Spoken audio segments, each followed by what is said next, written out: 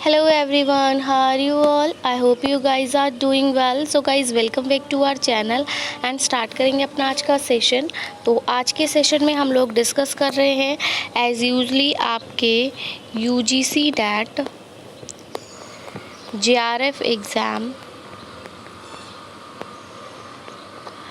Paper 1 की unit 9 जिसका नाम है पीपल डेवलपमेंट एंड एनवायरनमेंट। तो इसके वन लाइनर क्वेश्चंस को हम डिस्कस कर रहे हैं, जैसे कि हम अपने प्रीवियस सेशंस में भी करते हुए आए हैं। जैसा कि आप सभी को पता है कि ये जो हमारी वीडियोस हैं एनवायरनमेंट की वन लाइनर क्वेश्चंस की, सिर्फ ये बेनिफिशियल नहीं है UGC NET JRF वाले कैंडिडेट के लिए ही, बल्कि ऐसे कैंडिडेट्स जो भी कोई अदर कॉम्पिटिटिव एग्ज़ाम के लिए प्रिपेयर कर रहे हैं, ये उनके लिए भी बहुत ज़्यादा हेल्पफुल रहने वाला है। तो मेरी आप सभी से रिक्वेस्ट है कि वीडियो को विदाउट स्किप किए लास्ट तक देखिएगा, सो दैट कोई भी इंपॉर्टेंट इन्फॉर्मेशन आपसे मिस ना हो। एंड वन मोर थिंग, अगर अभी तक आपने हमारे चैनल को सब्सक्राइब नहीं किया है या फिर आप हमारे चैनल पर नए हैं तो UGC NET एग्ज़ाम की प्रिपरेशन के लिए चैनल को सब्सक्राइब करें। ऑल्सो अगर आपको कोई भी एडिशनल इन्फॉर्मेशन चाहिए होती है रिगार्डिंग एनीथिंग, तो भी आपके लिए ये चैनल बेनिफिशियल है, क्योंकि हम अदर कॉम्पिटिटिव एग्ज़ाम से रिलेटेड भी कुछ, जैसे हमने करंट अफेयर्स का सेशन वगैरह डाले हुए हैं, तो ऐसे भी हम करते रहते हैं time to time. But main focus जो है वो UGC NET JRF एग्ज़ाम पर है। तो चलेंगे सेशन को स्टार्ट करेंगे। तो हम अपने सेशन का हमने प्रीवियस सेशन में 50 क्वेश्चंस कवर कर लिए थे, वहीं से हम आगे इसको कंटिन्यू कर रहे हैं। क्वेश्चन नंबर 51 के साथ हम स्टार्ट करने वाले हैं और 51 क्वेश्चन ये है आपका स्क्रीन पर, जो कि कहता है how many biosphere reserves in India. तो हमारे इंडिया में कितने बायोस्फीयर रिजर्व्स हैं, भारत में कितने बायोस्फीयर रिजर्व हैं? तो हमारे भारत में 18 बायोस्फीयर रिजर्व्स है। ठीक है, अगर मैं पूछूं कि बायोस्फीयर रिज़र्व बेसिकली होता क्या है, ठीक है, तो बायोस्फीयर रिज़र्व की अगर मैं बात करूं तो इनको डिफ़ाइन किया जाता है इनको डिफ़ाइन किया जाता है एज वाटर की तरह। ठीक है, एटमॉस्फेयर,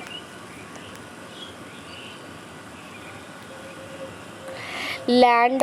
ठीक है, तो हमारे एटमॉस्फेयर में, वाटर में, लैंड पे ये ऐसी प्लेसेस होती है जो कि हमारे वाटर, एटमॉस्फेयर, लैंड में पाई जाती हैं, जो कि क्या करती हैं, लाइफ प्रोवाइड करती हैं प्लेनेट को। ठीक है, ये जो वर्ड रिज़र्व है इसका मतलब ये है कि ये एक स्पेशल एरिया है।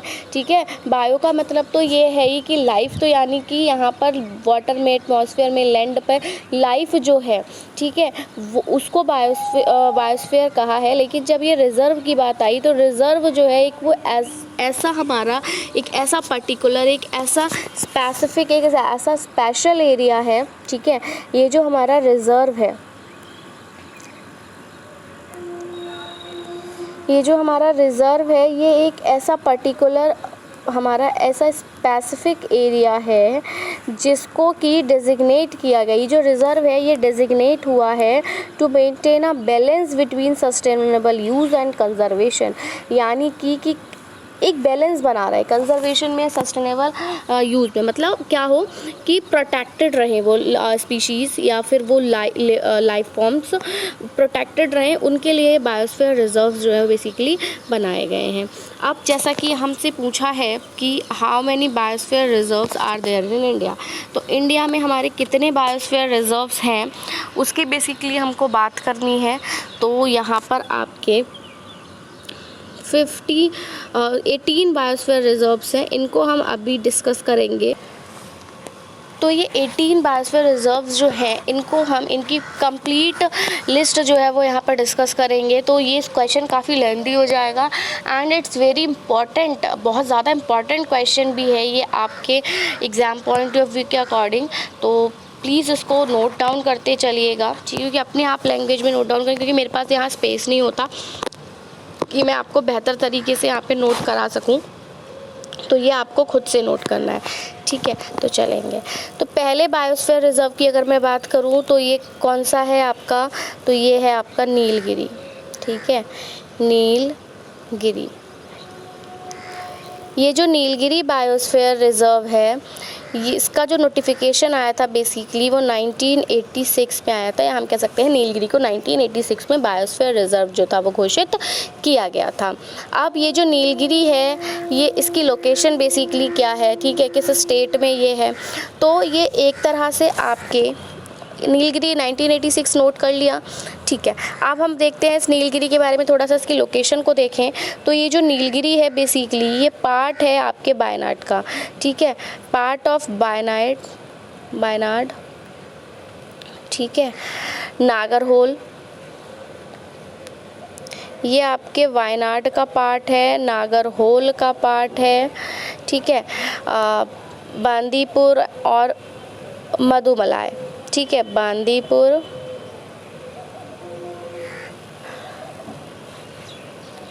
एंड मधुमलाई, बांदीपुर एंड मधुमलाई का भी ये बेसिकली पार्ट है, ठीक है। नीलांबुर साइलेंट वैली, ठीक है, केरल में आपके साइलेंट वैली भी है, तो नीलांबुर है, साइलेंट वैली है,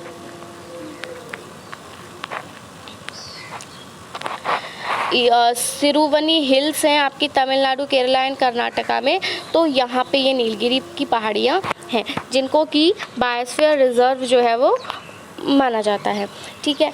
सेकंड बायोस्फीयर रिजर्व की तरफ हम बढ़ें तो हमारा सेकंड बायोस्फीयर रिजर्व है, चलिए स्पेस हो गया, हमारा सेकंड बायोस्फीयर रिजर्व है नंदा देवी। कौन सा है, तो second biosphere reserve is Nanda Devi. Nanda Devi की अगर मैं बात करूं तो 1988, नंदा देवी की अगर मैं बात करूं तो ये 1988 में जो है यहाँ पे नंदा देवी 1998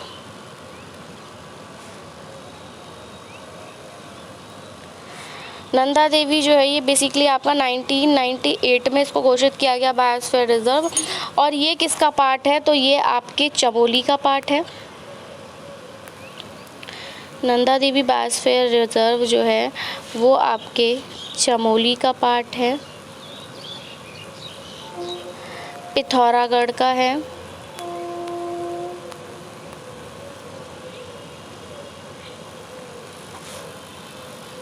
पिथौरागढ़ के साथ ही आपके बागेश्वर डिस्ट्रिक्ट जो है उत्तराखंड में उसका पार्ट है नंदा देवी। ये आपका सेकंड बायोस्फीयर रिजर्व है। When talking about third biosphere reserve, अगर अब मैं थर्ड बायोस्फीयर रिजर्व की बात करूं तो आपका ये जो थर्ड बायोस्फीयर रिजर्व है ये है आपका नोकरेक। कौन सा है, थर्ड बायोस्फीयर रिजर्व जो है वो आपका नोकरेक है।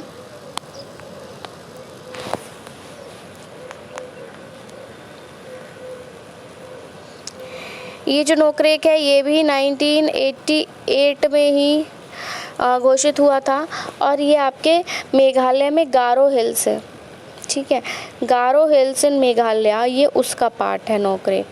कहाँ किसका पार्ट है, गारो हिल्स मेघालय, ठीक है, मेघालय में गारो हिल्स पाई जाती हैं, ये उन गारो हिल्स का पार्ट है मेघालय, ठीक है। चलिए चौथी अगर मैं बायोस्फीयर रिजर्व की बात करूं तो ये है आपका ग्रेट निकोबार। चौथा बायोस्फीयर रिजर्व ग्रेट निकोबार है जो कि 1989 में घोषित हुआ, ठीक है। और ये जो है आपका सर्दर्न मोस्ट आइलैंड है अंडमान एंड निकोबार आइलैंड का। ये जो ग्रेट निकोबार है ये कहाँ मिलेगा, तो सर्दर्न मोस्ट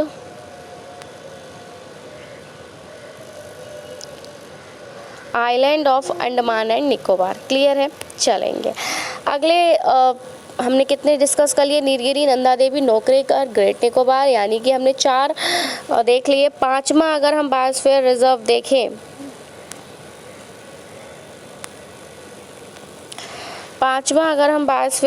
देखें, तो it is gulf of Mannar.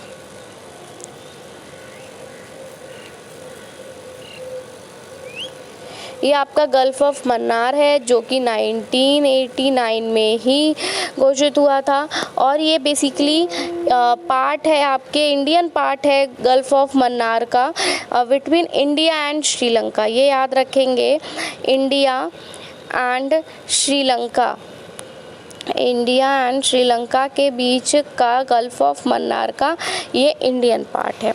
ठीक है, चलेंगे। अब हमारा सिक्स्थ है मानस। सिक्स्थ इज मानस।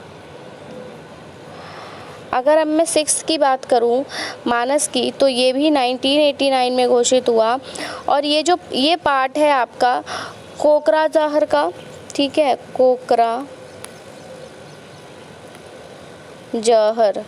कोकराझार का पार्ट है। बॉनगायगन का पार्ट है। बरपेटा का पार्ट है, बरपेटा। Nalbari, Kamrup, Barpeta, Nalbari, Kamrup and Darrang district. ठीक है, ये इनका पार्ट है। ये जो डारंग डिस्ट्रिक्ट है ये आपका कहाँ है, तो ये जो डारंग डिस्ट्रिक्ट है ये आपका असम में है। ठीक है, तो ये इन सब का पार्ट है। बेसिकली कहाँ है, तो बेसिकली ये जो है आपका असम। समझ गए? ठीक है, अब हमारी बात आ गई सुंदरबन की। तो सुंदरबन तो आप सबको पता है कहाँ है, वेस्ट बंगाल में है ना। सुंदरबन तो वेस्ट बंगाल में है। तो सुंदरबन की अगर मैं बात करूँ तो सुंदरबन भी 1989 में ही घोषित हुआ था। और ये हमारे डेल्टा ऑफ गंगास का पार्ट है। ठीक है, डेल्टा ऑफ गंगा। ठीक है, डेल्टा ऑफ गंगा और ब्रह्मपुत्र, डेल्टा ऑफ गंगा और ब्रह्मपुत्र रिवर सिस्टम का ये सुंदरबन पार्ट है। ठीक है, तो ये आपका है कहाँ, ये आपका वेस्ट बंगाल में है। क्लियर है? चलेंगे आगे बढ़ेंगे अगले क्वेश्चन की तरफ, देखेंगे नेक्स्ट क्वेश्चन नहीं देखना, अभी तो हमें नेक्स्ट बायोस्फीयर रिजर्व देखना है। अब आपका नेक्स्ट बायोस्फीयर रिजर्व है सिम्पलीपाल। कौन है? सिम्पलीपाल, सिमलीपाल, सॉरी सिमलीपाल आपका नेक्स्ट बायोस्फीयर रिजर्व है। 1994 में इसको घोषित किया गया था। ये आपके मयूरभंज डिस्ट्रिक्ट का पार्ट है जो कि आपका कहाँ है, उड़ीसा में है। Mayurbhanj district in Orissa. Clear? चलिए, कितने डिस्कस कर लिए हमने? देखिए, सबसे पहले नीलगिरी डिस्कस किया, सेकंड नंबर पे नंदा देवी, थर्ड नंबर पे नोकरेक, फोर्थ नंबर पे ग्रेट निकोबार, 5 नंबर पे गल्फ ऑफ मन्नार, 6 पे मानस, 7 पे सुंदरबन एंड 8 पे सिमलीपाल। यानी हमने 8 देख लिए, अब हमारे पास 10 रह गए हैं। ठीक है, तो चलिए उन 10 को भी डिस्कस करेंगे। तो 9th वाला जो है हमारा, ये है आपका बेसिकली डिब्रू सायखोवा। क्या है? डिब्रू सायखोवा। ये जो डिब्रू सायखोवा है, ये जो आपका डिब्रू सायखोवा है, ये भी आपका 1997 में ये घोषित हुआ था। और ये आपके डिब्रूगढ़ एंड तिनसुकिया डिस्ट्रिक्ट का पार्ट है। डिब्रूगढ़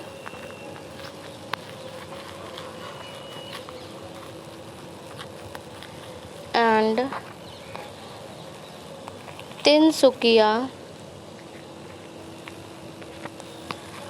डिस्ट्रिक्ट कहाँ है? असम में। डिब्रूगढ़ और तिनसुकिया डिस्ट्रिक्ट ये असम में है, यहीं का ये पार्ट है आपका डिब्रू सायखोवा। अब देहांग और दिवांग,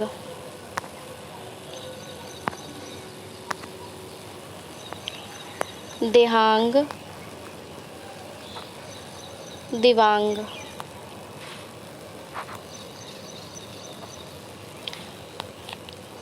ये आपका 1998 में जो है वो घोषित हुआ था। और ये आपका पार्ट है सियांग का।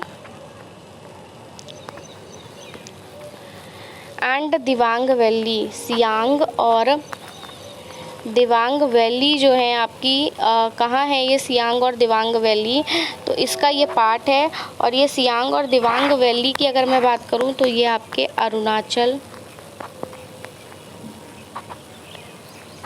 अरुणाचल प्रदेश में है। सियांग और दिबांग वैली आपके अरुणाचल प्रदेश में है। क्लियर है। चलिए आगे बढ़ेंगे, देखेंगे सेशन का नेक्स्ट। सॉरी, वो आदत है ना, सेम वही चीज़ें आ जाती हैं बार बार। चलिए दिहांग एंड दिबांग भी देख लिया। अब पचमारी।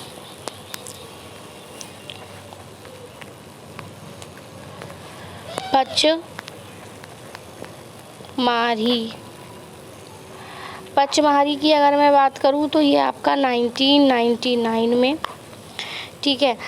ये आपका पार्ट है बैतूल का।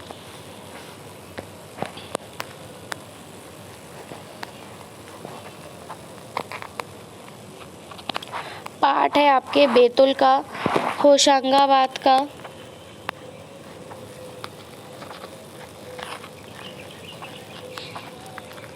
और छिंदवाड़ा।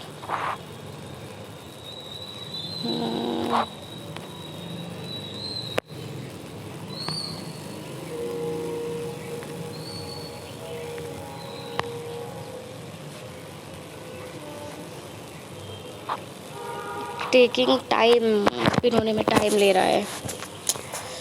ये कभी कभी गलत जगह पर क्लिक हो जाता है तो फिर यही होता है। ओके, हाँ ओपन हो गया, ठीक है। तो मैंने बताया हम लोग पढ़ रहे थे पचमढ़ी को, और ये जो पचमढ़ी है बेसिकली, ये पचमढ़ी आपके बैतूल का, होशंगाबाद का और छिंदवाड़ा डिस्ट्रिक्ट जो है आपकी मध्य प्रदेश की छिंदवाड़ा डिस्ट्रिक्ट का ये पार्ट है, ठीक है, पचमढ़ी।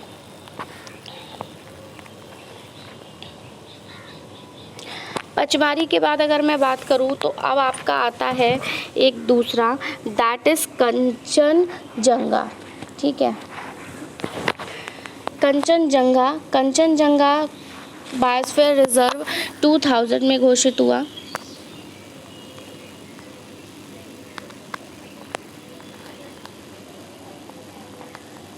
कंचनजंगा, इसको 2000 में बायोस्फीयर रिजर्व घोषित किया, और ये आपके कंचनजंगा हिल्स और सिक्किम का पार्ट है, ठीक है। कंचनजंगा हिल्स और सिक्किम का पार्ट है। इसके बाद हमारी है अगस्त्यमलाई। क्या है?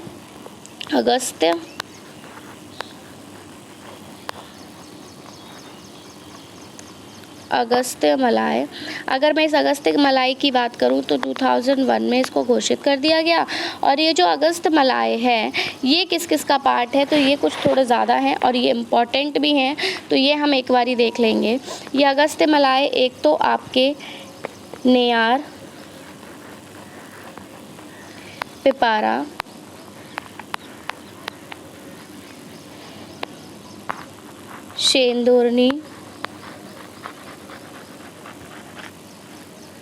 शेंदूरनी वाइल्ड लाइफ सेंचुरीज और इनके जो भी एडजॉइनिंग एरियाज़ हैं उनका पार्ट है कहाँ पर?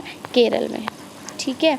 तो केरल के आपके नेयार, पिपारा, शेंदूरनी और जो भी शेंदूरनी वाइल्ड लाइफ सेंचुरीज और उनके जो भी एडजॉइनिंग एरियाज़ हैं उनका ये पार्ट है।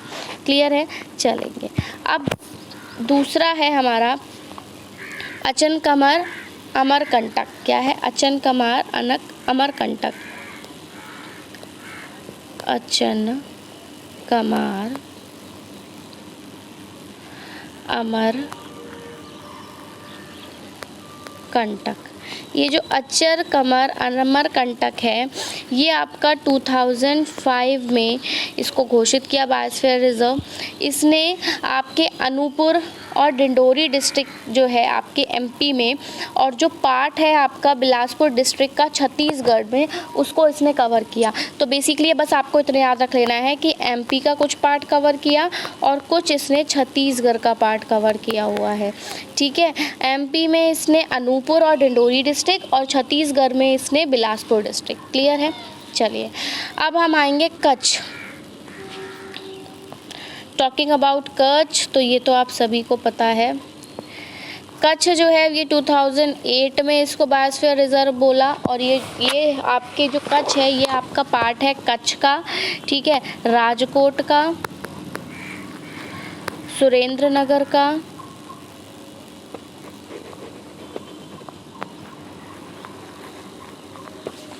सुरेंद्रनगर के साथ ये आपका पटन का, और जो आपके सिविल डिस्ट्रिक्ट हैं गुजरात स्टेट की वहाँ का, ठीक है। Next, moving towards our next biosphere reserve, and this is cold desert.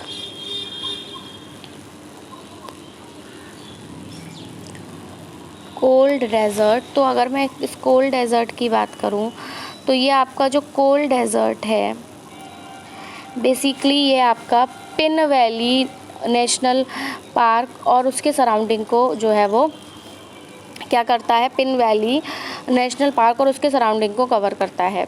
Pin valley और पिन वैली नेशनल पार्क और उसके सराउंडिंग्स कवर कर रहा है। चंद्रातल और Sarchu and Kibber wild life sanctuary जो है आपकी हिमाचल प्रदेश में, उसको कवर कर रहा है ये कोल्ड डेजर्ट। फिर आपकी आती हैं शेषाचलम हिल्स। कौन आती हैं?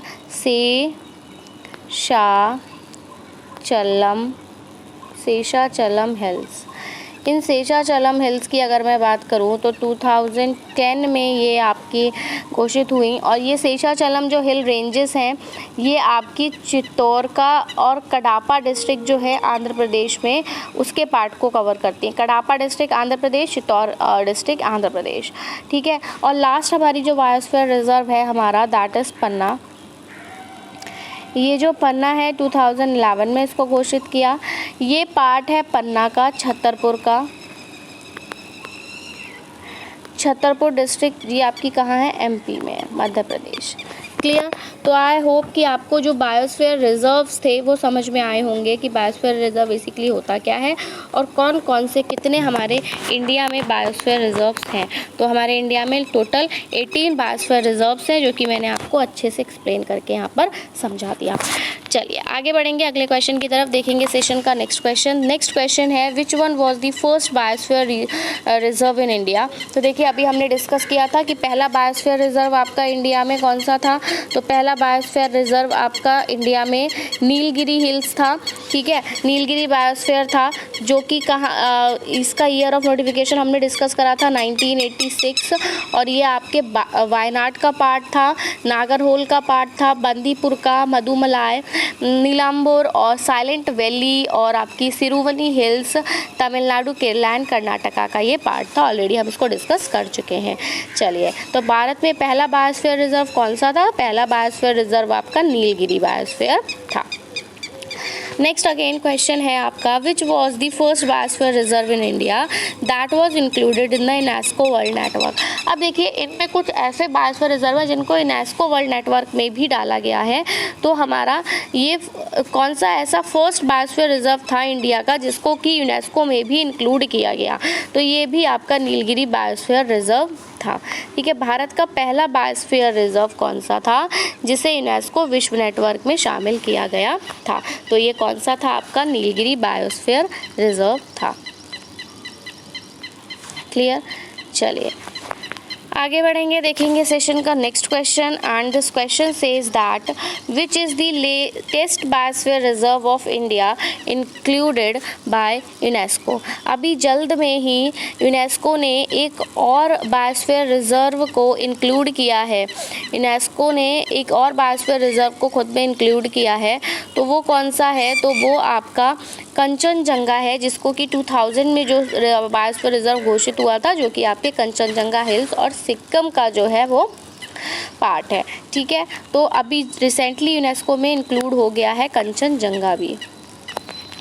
तो यूनेस्को द्वारा विश्व नेटवर्क में शामिल किया गया भारत का नवीनतम बायोस्फीयर रिजर्व कौन सा है?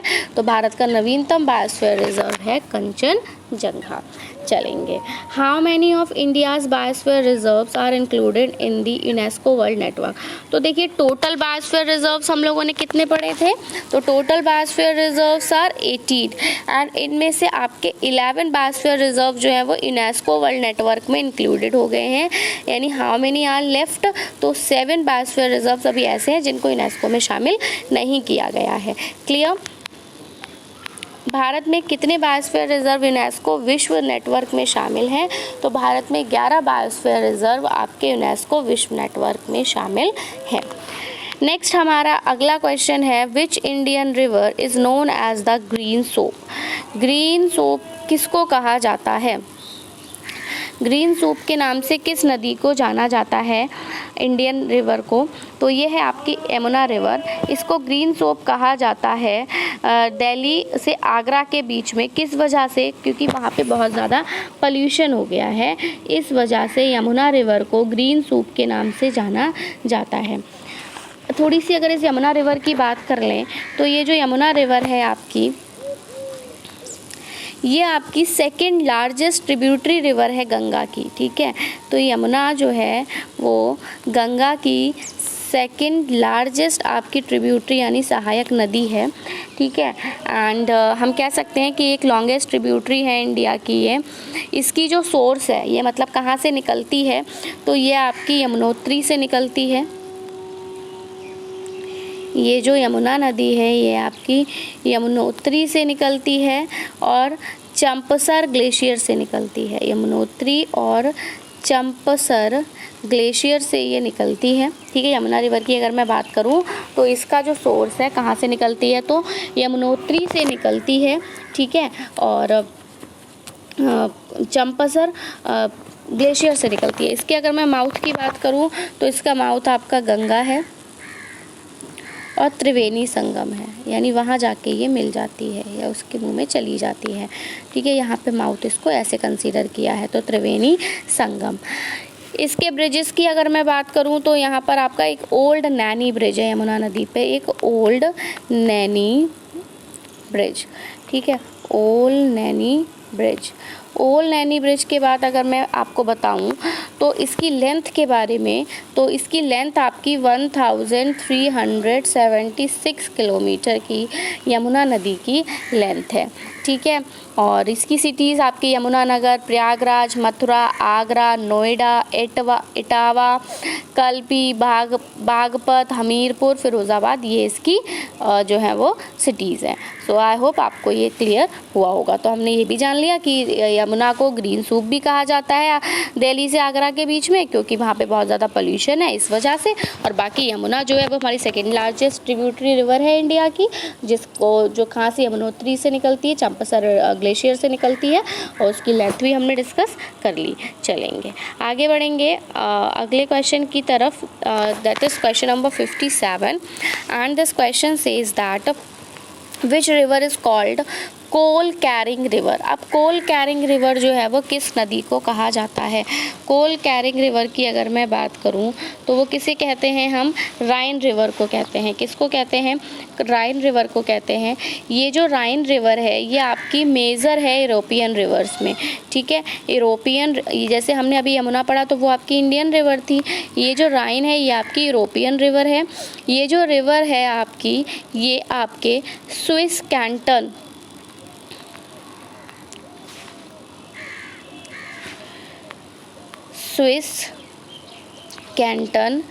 ठीक है, स्विस कैंटन है आपका ग्रोवंडन का साउथ ईस्टर्न स्विस आल्प्स के, ठीक है, वहाँ से ये निकलती है एंड ये आपका स्विस लेचेनस्टीन बॉर्डर भी बनाती है और पार्टली ये आपका Swiss Austrian and Swiss German border भी बनाती है। ठीक है, और ये कहाँ जाके गिरती है, तो ये आपके नॉर्थ सी में जाती है। कहाँ जाती है, नॉर्थ सी में जाती है, स्टार्ट होती है स्विस कैंटन से। और अगर इसके मैं सोर्स की बात करूं तो इसके सोर्स हैं आपके वॉर्डेहन, ठीक है, बहुत अजीब से नाम है, वॉर्डेहन और हिंटेरन, बॉर्डहेरन और इंटहरन इसके सोर्स हैं। क्लियर। इसके अगर मैं लेंथ की बात करूँ, इस राइन रिवर की लेंथ, तो ये आपकी अप्रॉक्स 1233 किलोमीटर्स है, बेसिकली 1233 किलोमीटर्स। ठीक है, इसकी सिटीज़ आपकी कॉलगेनी, बेसिल, बिंगेन, तो इस तरह से इसकी कुछ सिटीज़ हैं। चलिए एक चीज़ हम यहाँ पे बस थोड़ा सा देख लें कि हमने इस राइन रिवर की बात की, हमने पढ़ लिया ये यूरोपियन रिवर है। तो यहाँ पे ये जो रिवर है ये आपकी मेजर यूरोपियन रिवर है, जो कि मोर ट्रैफिक कैरी करती है किसी भी अदर रिवर्स के कंपैरिजन में। ये ज़्यादा ट्रैफिक कवर करती है और ये आपकी नॉर्थ सी की तरफ जो है वो फ्लो करती है। ठीक है, सो दैट्स इट। चलिए आगे बढ़ जाएंगे अगले क्वेश्चन की तरफ। Which country is called the country of lakes. अब झीलों का शहर किसको कहा जाता है, कंट्री ऑफ लेक्स किसको कहा जाता है? तो कंट्री ऑफ लेक्स, झीलों का शहर जो है वो आपके फिनलैंड को कहा जाता है। किसको कहा जाता है? फिनलैंड। ये जो फिनलैंड है आपका, ये क्या है? ये आपकी यूरोप की एक कंट्री है फिनलैंड। ठीक है, यूरोप की कंट्री है फिनलैंड जो है वो नॉर्दर्न यूरोपियन नेशन बॉर्डरिंग है स्वीडन, नॉर्वे और रशिया का। इसकी कैपिटल, फिनलैंड की कैपिटल इम्पॉर्टेंट है, इसकी कैपिटल है हेलसिंकी। फिनलैंड की कैपिटल है हेलसिंकी और ये ऑक्यूपाई करती है पेनिसुला को और बाल्टिक सी में एक आइलैंड को ये सराउंड करती है। ठीक है, तो ये हमने पढ़ा फिनलैंड के बारे में और फिनलैंड में बहुत सारी झीलें हैं, इस वजह से इसको हम लोग झीलों का शहर कहते हैं। ये जो हेलसिंकी है ये कैपिटल तो है ही है, साथ ही साथ ये लार्जेस्ट सिटी भी है। ठीक है, चलिए नेक्स्ट आगे बढ़ेंगे। What are the main objectives of Kyoto protocol agreement.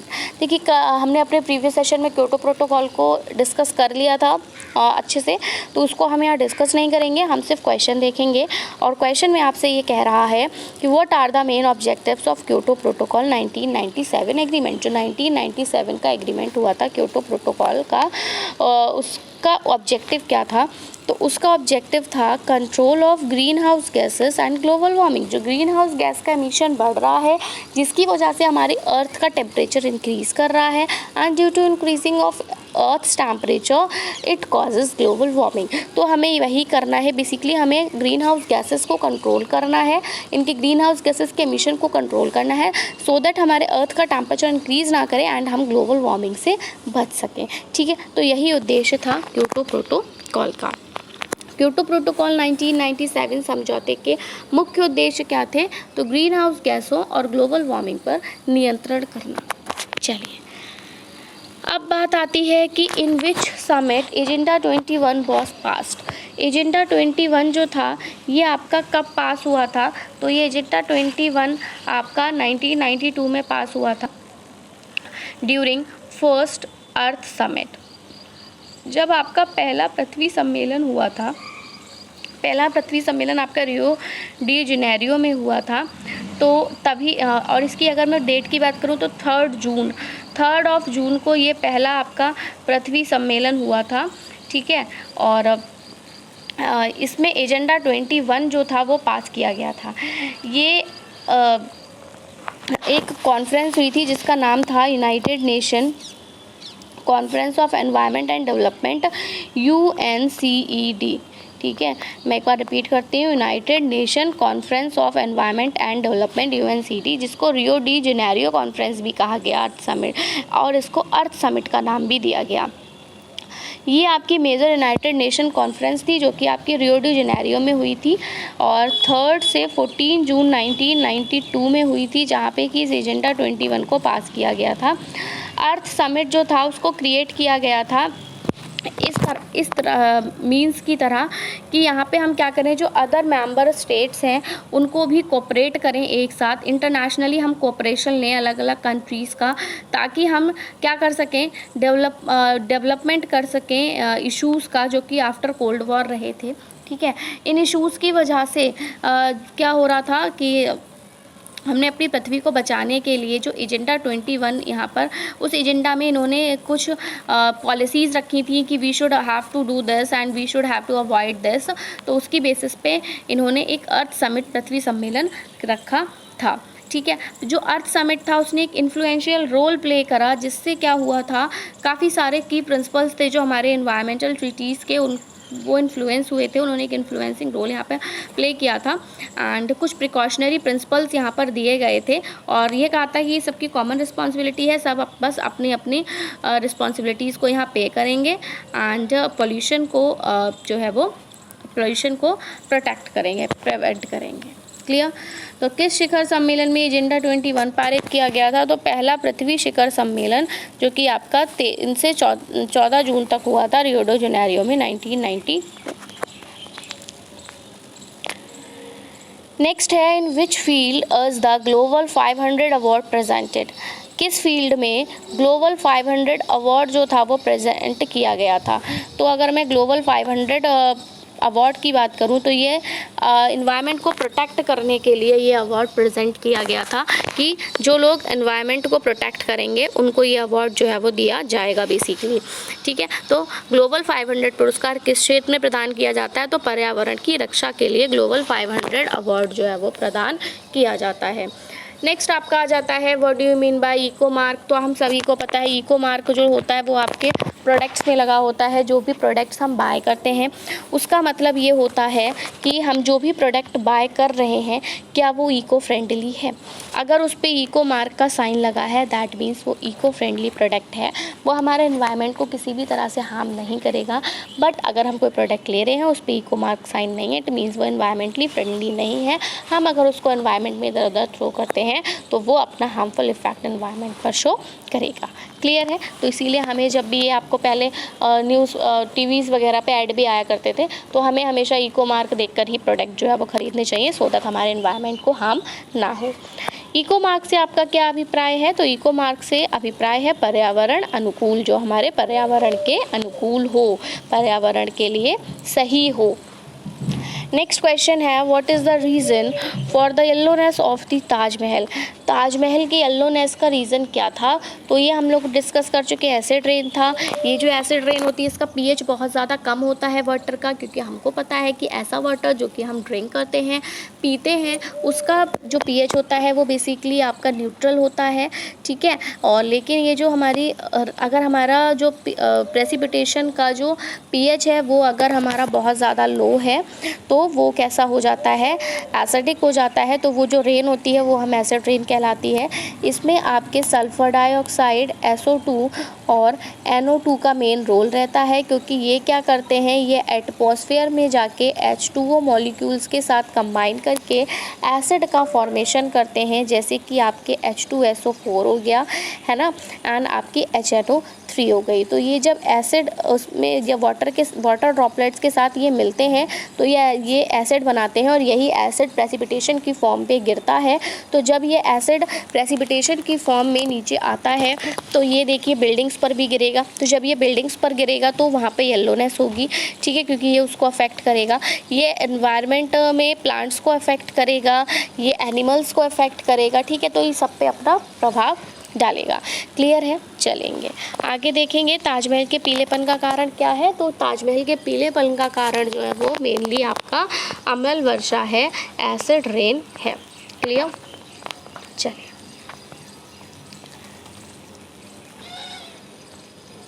Next moving towards our next question, that is stone cancer is related to. Stone cancer की अगर मैं बात करूँ तो ये स्टोन कैंसर आपका किससे रिलेटेड है? तो ये स्टोन कैंसर आपका ताजमहल का क्षरण, जो ताजमहल का इरोजन हो रहा है उसको स्टोन कैंसर यहाँ पे कहा जा रहा है। चलेंगे नेक्स्ट है, where is the Himalayan national park which was declared a world heritage site by UNESCO. पूछा है हिमालयन नेशनल पार्क कहाँ है जिसको कि यूनेस्को के द्वारा वर्ल्ड हेरिटेज साइट घोषित किया गया है। याद रखेंगे, हिमालयन नेशनल पार्क आपका हिमाचल प्रदेश में है जिसको वर्ल्ड हेरिटेज साइट यूनेस्को के द्वारा जो है वो डिक्लेयर किया गया है। वर्ल्ड हेरिटेज साइट यूनेस्को के द्वारा हिमालयन नेशनल पार्क को डिक्लेयर किया है। कहाँ है? हिमाचल प्रदेश में है। हिमालय नेशनल पार्क, जिसे यूनेस्को द्वारा विश्व धरोहर स्थल घोषित किया गया था, वो कहाँ स्थित है? तो वो आपके हिमाचल प्रदेश में स्थित है। Next is in which year the environmental protection act was passed in India. India में एनवायरमेंटल प्रोटेक्शन एक्ट जो था वो कब पास हुआ? तो इंडिया में एनवायरमेंटल प्रोटेक्शन एक्ट जो था वो पास हुआ था 1986 में, 1986 में। और 1986 की शिक्षा नीति भी है, ठीक है। तो ऐसे भी आप याद रख सकते हो कि 1986 में 1986 में एनवायरमेंटल प्रोटेक्शन एक्ट के साथ साथ हमारी शिक्षा नीति भी आई थी। क्लियर है? चलिए, भारत में पर्यावरण संरक्षण अधिनियम किस वर्ष पारित किया गया? तो भारत में पर्यावरण संरक्षण अधिनियम आपका 1986 में पारित किया गया।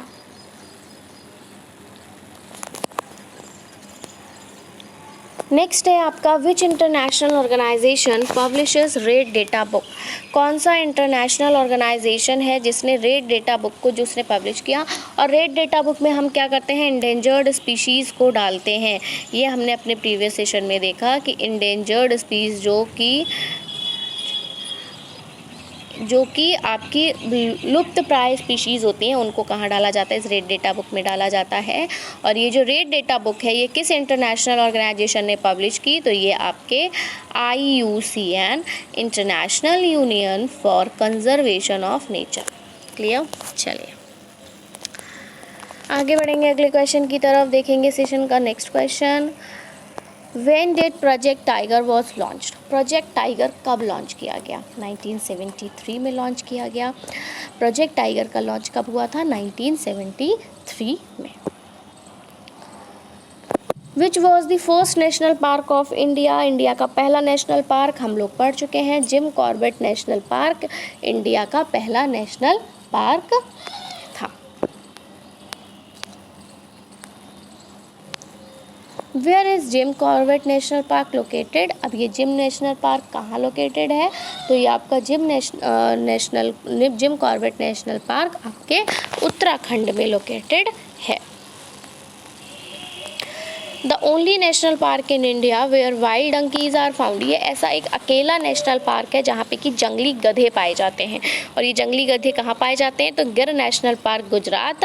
और ये आपका किस लिए फेमस है? तो ये आपके एशियाटिक लॉयंस के लिए ये गिर नेशनल पार्क आपका फेमस है। और इसी नेशनल पार्क में ये अकेला ऐसा नेशनल पार्क है जहाँ आपके जंगली गधे यानी वाइल्ड डोंकीज जो है वो पाए जाते हैं।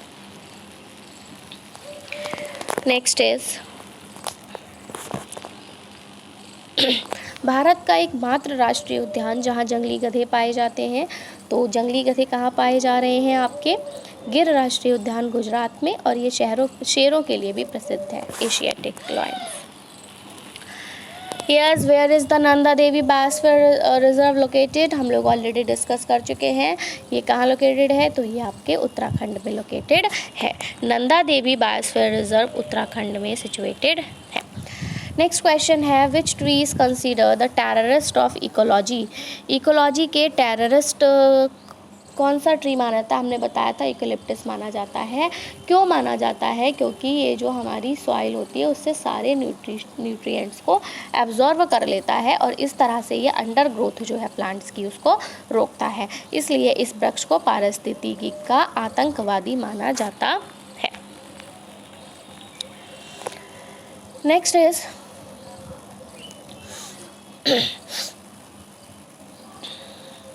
According to the National Forest Policy, what should be the mandatory percentage of land use for forest in the country? अगर मैं नेशनल फॉरेस्ट पॉलिसी की बात करूं तो मैंडेटरी परसेंटेज क्या होनी चाहिए लैंड यूज़ की, फॉरेस्ट के लैंड यूज़ की कंट्री में? तो वो आपकी 33% होनी चाहिए। मतलब 33% पे आपके जंगल होने चाहिए।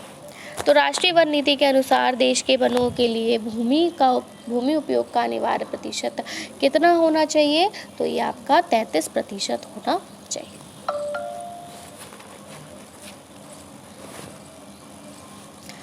आगे बढ़ेंगे अगले क्वेश्चन की तरफ, देखेंगे सेशन का next question. Question number 75 says that according to the national forest policy which physical region should have more quantity of forest. अगर मैं नेशनल फॉरेस्ट पॉलिसी की बात करूं तो कौन सा ऐसा फिजिकल रीज़न है जिसके पास ज़्यादा क्वांटिटी है फॉरेस्ट की, तो किसके पास है? माउंटेनियस रीजन, या सबसे ज़्यादा वन पाए जाते हैं। तो राष्ट्रीय वन नीति के अनुसार किन भौतिक क्षेत्रों में वनों की मात्रा अधिक होनी चाहिए? तो पर्वतीय क्षेत्रों में वनों की मात्रा अधिक होनी चाहिए। नेक्स्ट आपका क्वेश्चन है, where is the national environment research centre of India located. तो इंडिया का जो नेशनल एनवायरनमेंट रिसर्च सेंटर है वो आपका नागपुर में लोकेटेड है। भारत का राष्ट्रीय पर्यावरण अनुसंधान केंद्र कहाँ स्थित है? भारत का राष्ट्रीय पर्यावरण अनुसंधान केंद्र नागपुर में स्थित है।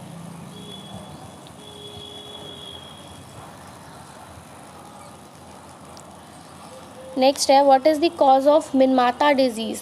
तो मिनमाता डिजीज़ का जो कॉज है वो मरकरी है, ठीक है। मरकरी का कंसंट्रेशन बढ़ जाता है तो फिर क्या होता है, अगर मरकरी आपकी बॉडी में पहुंचती है तो आपको मिनमाता रोग होता है, ठीक है। नेक्स्ट है आपका, what percentage of solar energy coming into the biosphere is utilised in photosynthesis. Solar energy जो आती है, ठीक है, बायोस्फीयर में, वो फोटोसिंथेसिस के लिए कितनी यूज़ हो जाती है? तो लेस देन 1%। कितनी?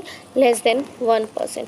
बायोस्फीयर में आने वाली सौर ऊर्जा का कितना प्रतिशत प्रकाश संश्लेषण में उपयोग किया जाता है? तो 1% से कम प्रकाश संश्लेषण में यूज़ किया जाता है सूर्य की रोशनी का या सौर ऊर्जा का। Second last question of our session is International Biodiversity Day is celebrated on। International biodiversity day कब मनाया जाता है? तो हम सभी को पता है कब मनाया जाता है, 22 मई को मनाया जाता है। इसके साथ मैं हमेशा आपको कनेक्ट करके बताती हूँ कि tell me on 22 March which day we have celebrated. तो on 22 March we celebrate world water day. Next 22nd April, so on 22nd April we celebrate Earth Day, and on 26th May we celebrate Biodiversity Day। तो देखिए 22 हर month पे हम water, earth and biodiversity मनाते हैं। देखिए water होगा तो ही अर्थ possible है, क्योंकि अर्थ पे लाइफ तभी पॉसिबल है जब देयर इज़ वाटर। तो ऐसे कनेक्ट कर लो कि पानी है तो पृथ्वी है, पृथ्वी है तो बायोडाइवर्सिटी है ना। पीने को पानी मिल रहा है, रहने को जगह मिल रही है, तो जो स्पीशीज़ हैं वो हमारी क्या हो रही है? ग्रो कर रही हैं या फिर लिव कर रही हैं, ठीक है। तो इस तरह से आप इसको कनेक्ट कर सकते हैं। चलेंगे देखेंगे सेशन का last question, last but not the least. Which international organisation declares the protected areas of the biosphere. Biosphere हमने स्टार्टिंग में फर्स्ट क्वेश्चन में ही डिस्कस किया। आपसे पूछा है कौन सी इंटरनेशनल ऑर्गेनाइजेशन है जो कि डिक्लेयर करती है बायोस्फीयर के प्रोटेक्टेड एरियाज़ को। तो कौन है वो? यूनेस्को है। कौन सा अंतर्राष्ट्रीय संगठन जीवमंडल के संरक्षण क्षेत्रों की घोषणा करता है? तो जीवमंडल के संरक्षित क्षेत्रों की घोषणा यूनेस्को के द्वारा की जाती है कि इन प्लेसेस को, ये कुछ स्पेशल एरियाज़ हैं जिनको हमें प्रिजर्व करके रखना है, ये बात यूनेस्को द्वारा कही जाती है। So that's all about our session. I hope आपको सेशन पसंद आया होगा। सेशन पसंद आया हो तो ज़रूर से इसको लाइक कर दीजिएगा, अपने फ्रेंड्स में शेयर कर दीजिएगा, सो दैट उनको भी इससे बेनिफिट मिल सके। देखिए हम ये 100 क्वेश्चन वाली सीरीज चला रहे हैं। ऑलरेडी हमने आपके 1 लाइनर क्वेश्चन एनवायरनमेंट में डिस्कस किए हुए हैं, बट उनके बारे में हम यहाँ डिस्कशन नहीं कर रहे हैं। अभी हमने ये जो सीरीज़ चलाई है ये आपके हम चला रहे हैं कि यहाँ पर हम टोटल 100 क्वेश्चंस जो हैं वो कवर करेंगे।